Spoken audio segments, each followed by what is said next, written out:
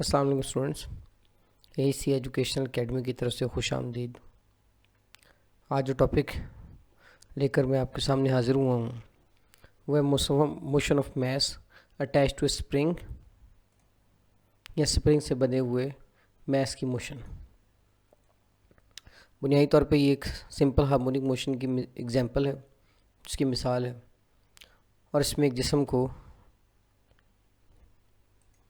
जैसा कि आप देख सकते हैं कि एक जिस्म को एक सिंपल हॉरिजेंटल स्मूथ सरफेस के ऊपर रखा गया है। उस जिस्म का मास m है, वो आपको शक्ल में नज़र आ रहा है कि एक हॉरिजेंटल स्मूथ सरफेस के ऊपर जो है वो जिस्म को रखा गया है, ये आप देख सकते हैं। अब इस जिस्म की जो पोजीशन है वो पॉइंट O पे है, जो कि मेन पोजीशन भी हो सकती है बाद में, या सेंट्रल पोजीशन है। तो पॉइंट O से इसको राइट साइड को खींचा जाएगा पॉइंट A तक, इस पॉइंट तक खींचा जाएगा। और जब पॉइंट A तक हम खींच के लेके जाएंगे तो बुनियादी तौर पे हम इसको काइनेटिक एनर्जी लगा के लेके जाएंगे, और ये काइनेटिक एनर्जी स्टोर हो जाएगी इसके अंदर पोटेंशियल एनर्जी की शक्ल में। अब कुछ देर बाद हम पॉइंट A से इसको रिलीज़ कर देंगे और ये पॉइंट A से वापस जाएगा पॉइंट O की तरफ। पॉइंट O पे इसको रुकना चाहिए, लेकिन इनर्शिया की वजह से ये नहीं रुकता, बल्कि ये मूव करता है पॉइंट B की तरफ। और जैसे जैसे पॉइंट B की तरफ जाता है, इसकी चूँकि मेन पोजीशन से दूर जा रहा है तो इसकी वेलोसिटी आहिस्ता आहिस्ता कम होती जाती है और अल्टीमेटली पॉइंट B पे जाके ख़त्म हो जाती है। लेकिन जैसे ही पॉइंट B पे रुकता है तो इसके अंदर पोटेंशियल एनर्जी जमा हो चुकी होती है, चूँकि ये मेन पोजीशन से ट्रेवल करके आगे जा चुका है। अब पॉइंट B पे रुकने की बजाय वही पोटेंशियल एनर्जी इसको पुश करती है और अब चेंज करती है अपने आप को काइनेटिक एनर्जी में और मूव करती है पॉइंट O की तरफ। अगेन पॉइंट O पे से रुकना चाहिए, लेकिन इनर्शिया की वजह से नहीं रुक सकता, बल्कि ट्रेवल करता हुआ पॉइंट A पे चला जाता है। और जैसे ही पॉइंट A पे जाता है, अगेन इसके अंदर पोटेंशियल एनर्जी स्टोर हो जाती है, जो इसको वापस मूव करवाती है पॉइंट O की तरफ। इस तरह पॉइंट B, O और A या A, O, B के दरमियान वाइब्रेटरी मोशन करता है। और अगर हम सिंपल हार्मोनिक मोशन की कंडीशंस देखें या उसके लिए शराइत जो पेश की, उसमें पहली शर्त यही होती है कि the motion should be A vibratory motion, कि जो हरकत है वो वाइब्रेटरी मोशन के तौर पे होनी चाहिए। और यहाँ पे जो है क्लियरली इस एग्जांपल में आपको नज़र आ रहा है कि जो हरकत है वो वाइब्रेटरी मोशन के तौर पे हो रही है। तो पहली शर्त पूरी। दूसरा ये कि the direction of acceleration should always be towards the mean position. तो अगर हम यहाँ पे देखें तो डायरेक्शन भी हमेशा मीन पोजीशन ही की तरफ रहेगा इसका। उसकी वजह क्या है? उसकी वजह ये है कि अगर वेलोसिटी किसी जिस्म की बढ़ रही हो तो वेलोसिटी और एक्सेलरेशन की सीमत एक ही होती है। तो जब ये A से O की तरफ आ रहा है तो चूँकि वेलोसिटी बढ़ रही है तो एक्सेलरेशन जो है वेलोसिटी की सीमत में यानी सेंटर की तरफ होगा, O की तरफ होगा। और जब ये O से B की तरफ जा रहा है तो चूँकि इसकी वेलोसिटी कम हो रही है, और जब वेलोसिटी कम हो तो एक्सेलरेशन जो है वो मेन पोजीशन से अवे होता है, एक्सेलरेशन वेलोसिटी से ऑपोजिट डायरेक्शन में होता है। तो जब वेलोसिटी से ऑपोजिट होगा तो अगेन जो एक्सेलरेशन की डायरेक्शन जो है वो टुवर्ड्स द मेन पोजीशन बनेगी। अब जब ये पॉइंट B से O की तरफ वापस आएगा तो वेलोसिटी बढ़ेगी, और वेलोसिटी जब बढ़ती है तो वेलोसिटी एक्सेलरेशन सेम डायरेक्शन में होता है, तो अगेन जो इसकी सिमत होगी एक्सेलरेशन की टुवर्ड्स द मेन पोजीशन होगी। और जब ये O से A की तरफ आएगा तो उसकी वेलोसिटी कम होगी, और जब वेलोसिटी कम होती है तो एक्सेलरेशन वेलोसिटी से मुखालिफ होता है, और अगेन वेलोसिटी चूँकि O से A की तरफ है तो एक्सेलरेशन टुवर्ड्स द सेंटर होगा। तो चारों केसेस में हमने देखा है कि एक्सेलरेशन जो है वो टुवर्ड्स द सेंटर है, तो दूसरी शर्त भी पूरी होगी। अब इसके बाद हमने देखना है acceleration is directly proportional to displacement from the mean position, और वो A प्रोपोर्शन टू -x जो है वो हम निकालेंगे। तो उसके लिए जो है वो हम कुछ चीज़ें देखते हैं। सबसे पहले हम हुक का कानून पढ़ेंगे। According to the Hooke's law, जो फोर्स लग रही है इसके ऊपर is directly proportional, restoring force is directly proportional to the change in length x of the spring। तो F is proportion to -x और F is equal to -kx, तो ये फोर्स लग रही है। अब यहाँ पे अगर हम देखें तो उसमें से हम स्प्रिंग कांस्टेंट K की डेफिनेशन निकाल सकते हैं। तो K जो है is the ratio of the force, applied force to the displacement of the body from the mean position. तो ये हमारे पास स्प्रिंग कांस्टेंट की जो है वो वैल्यू आ जाएगी। K is a constant which is the ratio of applied force and displacement from the mean position. अब अगर हम देखें तो हमारे पास एक फार्मूला ये है फोर्स का, और Newton second law of motion के तहत एक फार्मूला हमारे पास ये भी है, F is equal to M a. चूँकि दोनों फोर्सेस हैं लिहाजा दोनों एक जैसे होंगे। चूँकि एक ही फोर्स, बुनियादी फोर्स तो एक ही होती है, लेकिन वो दो मुख्तलिफ जो है वो फार्मूलों के तहत उसको कैलकुलेट किया जा रहा है, लेकिन फोर्स तो एक होगी। इस लिहाज से दोनों फार्मूलों को हम इकट्ठा कर सकते हैं, यानी minus k over x is equal to M a. और अब इसमें से जो है वो अगर हम के निकालना चाहें तो x इसके नीचे जो है वो चला जाएगा, यानी k is equal to minus M a बटा एक्स। और यहाँ से अगर हम a निकालना चाहें तो ये भी हो सकता है कि हम a निकाल लें, या यहीं से a निकाल लें तो m इनके नीचे आ जाएगा, a is equal to minus k over m into x. अब यहाँ पे आप देखें k जो है ओवर m, ये कांस्टेंट वैल्यू है, k भी कांस्टेंट है जो कि स्प्रिंग कांस्टेंट है, और m तो मैस है। और मैस जो है किसी भी प्रोसेस के दौरान मैस जो है वो कांस्टेंट रहता है, वो तो तब्दील ही नहीं होता, इसलिए दोनों कांस्टेंट है, दोनों वैल्यू जो हैं वो कांस्टेंट है।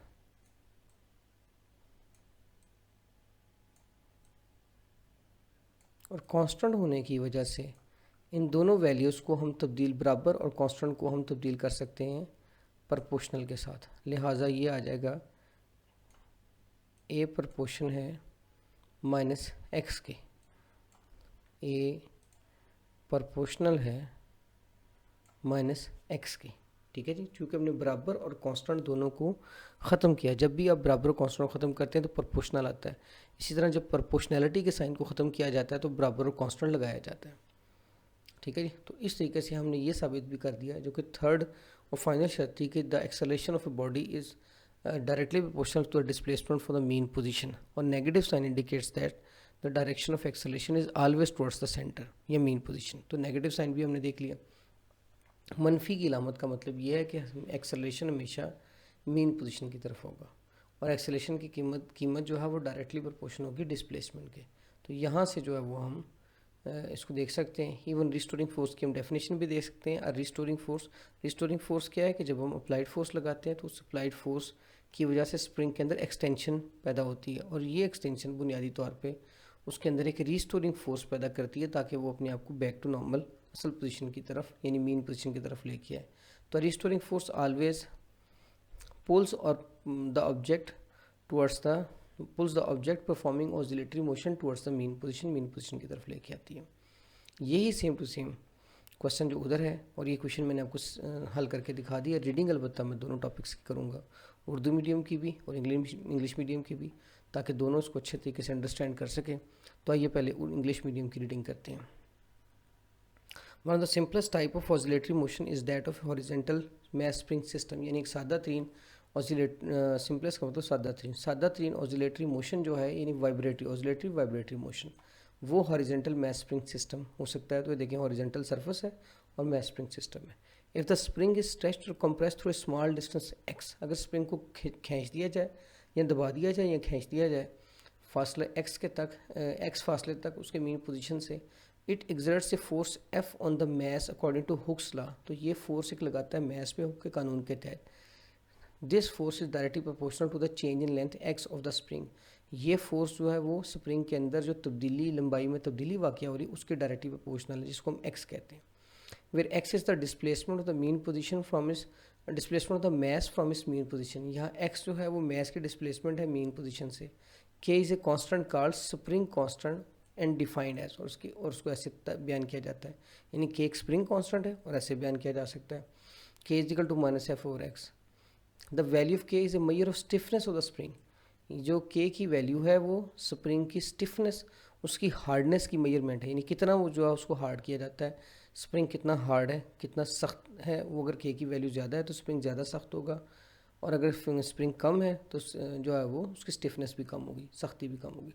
Stiff spring have large value of k and soft spring have small. कहता है जो सख्त स्प्रिंग है उनकी के की वैल्यू बड़ी होती है और सॉफ्ट की कम होती है। तो F is equal to M a ये न्यूटन्स लॉ ऑफ मोशन के तहत है, और F is equal to minus k x ये हुक्स लॉ के तहत है। दोनों को हमने बराबर किया है, ए निकालना तो एम इधर नीचे आ जाएगा। तो k is equal to M a over x, और माइनस साथ लगा हुआ क्योंकि माइनस इधर मौजूद था, ये माइनस यहाँ है, या ए निकालेंगे तो एम इधर आ जाएगा, तो ए is equal to minus k over m into x. तो यहाँ के और बटा एम जो है ये कांस्टेंट है, तो बराबर और कांस्टेंट दो चीज़ें, एक बराबर और एक कांस्टेंट, इन दोनों को रिप्लेस करके इनकी जगह पे आ जाएगा प्रोपोर्शनैलिटी का साइन। तो दोनों को हम रिप्लेस कर देंगे और दोनों को रिप्लेस करके इनकी जगह पे जो है वो प्रोपोर्शनैलिटी का साइन आएगा। तो इसलिए हमने माइनस के ओवर एक्स और इज इक्वल टू के साइन को ख़त्म करके उसकी जगह प्रोपोर्शनैलिटी लगा दी। It means that the acceleration of mass attach to the spring is directly proportional to its displacement for the mean position. और इसका मतलब क्या है कि जो एक्सेलरेशन उस जिस्म का वो डायरेक्टली प्रोपोर्शनल है जो मास स्प्रिंग सिस्टम में रखा गया, उसका एक्सेलरेशन डायरेक्टली प्रोपोर्शनल है मीन पोजीशन से डिस्प्लेसमेंट के। Hence the horizontal mass motion of a mass spring system is an example of simple harmonic motion. इसीलिए ये सिंपल हार्मोनिक मोशन की मिसाल है, क्योंकि तीनों शर्तें इसने पूरी कर दी और वो शर्तें आगे लिखी हुई हैं करेक्टरिस्टिक्स ऑफ सिंपल या features of simple harmonic motion में। The negative sign means that, मनफी की अलामत का मतलब है that the force exerted by the spring is always directed opposite to the displacement of the mass, कि फोर्स हमेशा मास के डिस्प्लेसमेंट के उलट होगी। Because the spring force always acts towards the mean position, it is sometime called restoring force. चूँकि वो spring force जो है वो हमेशा जो है वो मीन पोजीशन ही की तरफ अमल करती है, तो उसको रिस्टोरिंग फोर्स भी कहते हैं। और डेफिनेशन उसकी आ गई, a restoring force always pushes और pulls the object performing oscillatory motion towards the mean position. Initially the mass M is at rest in mean position O. इब्तदाई तौर पे इब्तदाई तौर पे मास जो एम है वो रेस्ट की हालत में मीन पोजीशन ओ पे, and the resultant force on the mass is zero, और कोई फोर्स अमल नहीं कर रही। Suppose the mass is pulls through a distance x. फ़र्ज़ करें मास को कुछ फासले एक्स तक हमने डिस्प्लेस कर दिया है, खींच के ले गए, यानी स्प्रिंग को जो है वो खींच के एक्स फासला तय करवा दिया तो एक्सट्रीम पोजीशन ओ, और उसे एक्सट्रीम पोजीशन यानी जो बाहर की सबसे दूर की पोजीशन है ए वहाँ तक ले गए, एंड देन रिलीजर छोड़ दिया। The restoring force exerted by the spring on मास, जो रिस्टोरिंग फोर्स एक्सर्टेड लगाई जाएगी बाय द स्प्रिंग की तरफ से ऑन द मास पे, स्प्रिंग जब लगाएगा, हम तो खींच के ले गए, जवाब में स्प्रिंग उसे वापस लेके आएगा, will pull it towards the mean position O, वो से मीन पोजीशन ओ की तरफ लेके आती है। Due to the restoring force the mass moves back towards the mean position, mass वापस मीन पोजीशन ओ की तरफ आता है। The magnitude of restoring force decreases, restoring force का जो मैग्नीट्यूड है वो कम होता है with the distance from the mean position and become zero at O, वो मीन पोजीशन से फासले के साथ वो कम होता है और ज़ीरो हो जाता है ओ पे। However the mass gain speed as it moves towards the mean position, ताहम मास जो है उसकी स्पीड बढ़ जाती है जैसे ही वो मीन पोजीशन की तरफ जो है वो आता है, and it speeds become maximum at O, तो स्पीड जो है वो मैक्सिमम हो जाएगी ओ पे। ड्यू टू इनर्शिया की वजह से the mass does not stop at mean position O, mass जो है वो मीन पोजीशन ओ पे नहीं रुकता बट कंटिन्यूस दिस मोशन, अपनी हरकत जारी रखता है, and reaches the extreme position B की तरफ आ जाता है। As the mass moves from mean position O to extreme position B, जैसे मास ओ से दूसरी एक्सट्रीम पोजीशन बी की तरफ जाता है, the restoring force acting on it towards the mean position, तो रिस्टोरिंग फोर्स इससे उलट आएगी, यानी सेंटर की तरफ, मीन पोजीशन की तरफ आएगी। स्टडीली इंक्रीज इन स्ट्रेंथ, उसकी कीमत बढ़ जाती है। जैसे आप अप्लाइड फोर्स बढ़ाते हैं बाहर की तरफ, वैसे रिस्टोरिंग फोर्स अंदर की तरफ बढ़ती है।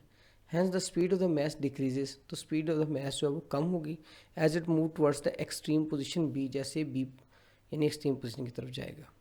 The mass finally comes briefly to rest, वो मास ब्रीफली थोड़े से वक्फे के लिए रुकेगा at the extreme position B वाले मकाम पे। Initially the mass returns to the mean position due to restoring, ultimately the mass returns to mean position due to the restoring force, तो आखिरकार मास जो फिर मीन पोजीशन की तरफ वापस आएगा रिस्टोरिंग फोर्स की वजह से।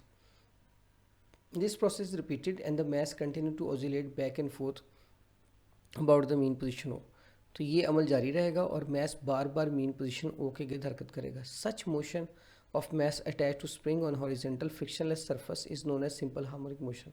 ऐसी हरकत जो एक मास की होती है जो कि एक स्प्रिंग के साथ बंधा हुआ है हॉरिजॉन्टल फ्रिक्शनलेस बेरगड़ सतह के ऊपर, उसको सिंपल हार्मोनिक मोशन कहते हैं। हम ये तस्वुर करते हैं कि फ्रिक्शन नहीं, आल्दो कि फ्रिक्शन ज़रूर होती है, हर सरफेस के साथ फ्रिक्शन अवेलेबल होती है, लेकिन हम ये तस्वुर करते हैं ताकि हमारा क्वेश्चन जो है वो सिंप्लिसिटी के साथ सॉल्व किया जा सके, या क्वेश्चन आसानी से बनाई जा सके। The time period T of the simple harmonic motion of mass m attached to the spring is given by the following equation। जो टाइम पीरियड दिया गया है वो इस मसावात में दिया गया है, t is equal to 2π√m/k। आइए स्टूडेंट्स, हम स्प्रिंग से बंधे हुए मैस की मोशन को उर्दू में पढ़ते हैं। उफ़क़ी हमवार सतह पर स्प्रिंग से बने हुए मैस की मोशन ऑसिलेटरी मोशन यानी वाइब्रेटरी मोशन की सादा सी मिसाल है। अगर हम स्प्रिंग को उसकी वस्ती पोजीशन ओ से डिस्प्लेसमेंट एक्स तक खींचा जाए तो ये मैस एम पर फोर्स एफ लगाएगा। हुक के कानून के मुताबिक फोर्स एफ स्प्रिंग की लंबाई में इजाफे के डायरेक्टली प्रोपोर्शनल है, यानी एफ इजिकल टू माइनस की एक्स। यहाँ एक्स मैस एम का उसकी वस्ती पोजीशन ओ से डिस्प्लेसमेंट यानी फासला है, और के एक कांस्टेंट है, स्प्रिंग कांस्टेंट कहते हैं, और उसकी तारीफ यूँ की जा सकती है k is equal to minus F over M. या हम इसे ऐसे भी कह सकते हैं, अप्लाइड फोर्स और डिस्प्लेसमेंट की निस्बत को स्प्रिंग कांस्टेंट कहते हैं। अप्लाइड फोर्स और डिस्प्लेसमेंट की निस्बत को, के की मिकदार स्प्रिंग की सख्तपन की पैमाइश है। सख्त स्प्रिंग के लिए के की मिकदार ज़्यादा और नर्म स्प्रिंग के लिए के की मिकदार कम होती है। तो F is equal to M a, और अगर हम जैसे मैंने उधर सॉल्व किया था k is equal to minus M a over x और a is equal to minus k M over x, यानी हमने दोनों इक्वेशंस को आमने सामने रख के इसको सॉल्व किया है। ये सोल्यूशन मैं पिछले हिस्से में बता चुका हूँ। ए is equal to minus k over m into x, और जब के ओवर एम कॉन्स्टेंट ऐसे ख़त्म करेंगे तो ए प्रपोर्शन है माइनस एक्स के।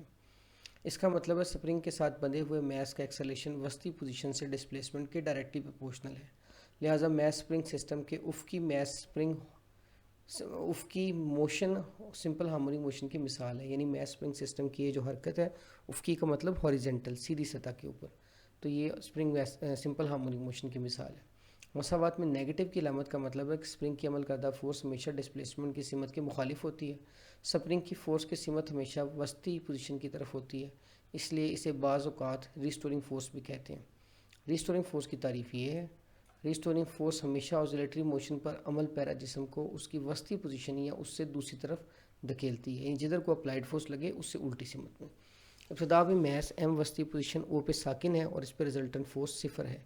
अगर मैस को डिस्प्लेसमेंट एक्स तक खींच के इंतहाई पोजीशन ए पर लाकर छोड़ दिया जाए तो स्प्रिंग की रिस्टोरिंग फोर्स की वजह से मैस वस्ती पोजीशन ओ की तरफ मोशन करेगा।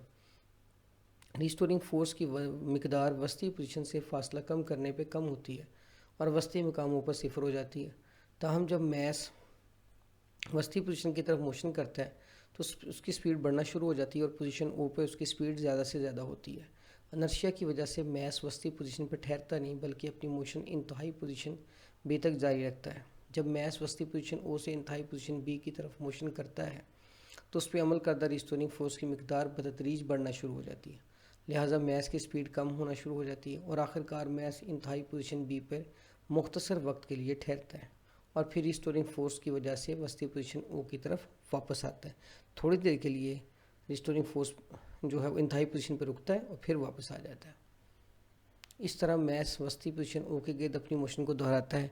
बेफ्रिक्शन उफ़क़ी सतह पे स्प्रिंग से बंधे हुए मैस की इस तरह की मोशन सिंपल हार्मोनिक मोशन कहलाती है।